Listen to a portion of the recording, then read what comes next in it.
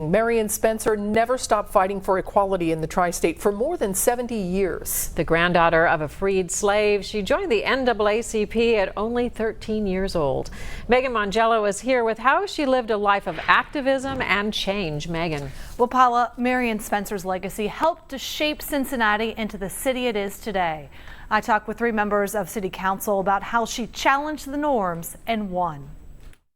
This is the newspaper ad that Marian Spencer used to campaign for Cincinnati City Council with the slogan, "She stands up for you." She didn't care if it was wrong. She stood up against it, and to me that really emboldened me to do the same thing. Now I'm on City Council, and we're having to challenge a lot of norms.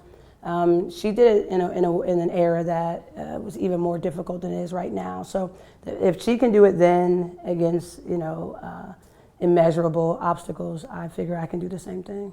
Current Cincinnati City Councilmember Tamaya Dennard says she was intimidated when she first met Mrs. Spencer as part of a high school government group.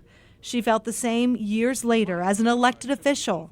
I think she knew that I was nervous, and so she was just kind of like, hey, I'm a regular person, talk to me. So she makes me nervous. It's always made me nervous.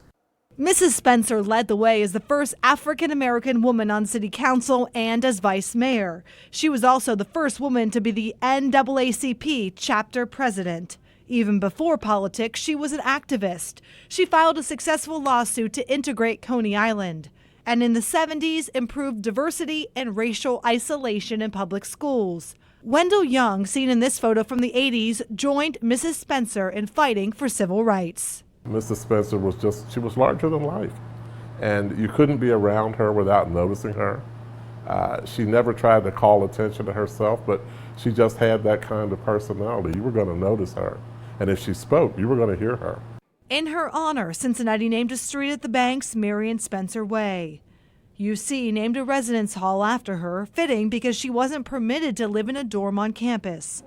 And Cincinnati Public Schools renamed a Walnut Hills Elementary School after Marian and her husband Donald. Mrs. Spencer remained active well into her 90s. She was a former colleague to David Mann. Whenever I saw her, we talked about, okay, what are we doing now to make things better? That was sort of where she came from, but she did it in such a positive, warm, affectionate way that you found yourself wanting to agree with her. A public memorial is in the works, but no details have been nailed down just yet. Councilman Wendell Young would like to see the city do something more for Mrs. Spencer. He suggested the city name a building in her honor. We'll send it back to you, Paula. Oh, thank you, Megan. And Mayor John Cranley ordered city flags flown at half-staff in her honor. Stay with Local 12 News for continuing coverage of the death of Marian Spencer. Ahead at 6, Angela Ingram remembers the life of the civil rights pioneer. And we also have a link on local12.com to an oral history that was recorded by Mrs. Spencer for the Cincinnati Association.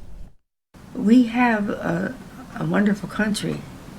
And we've got to keep fighting to keep it moving in the right direction.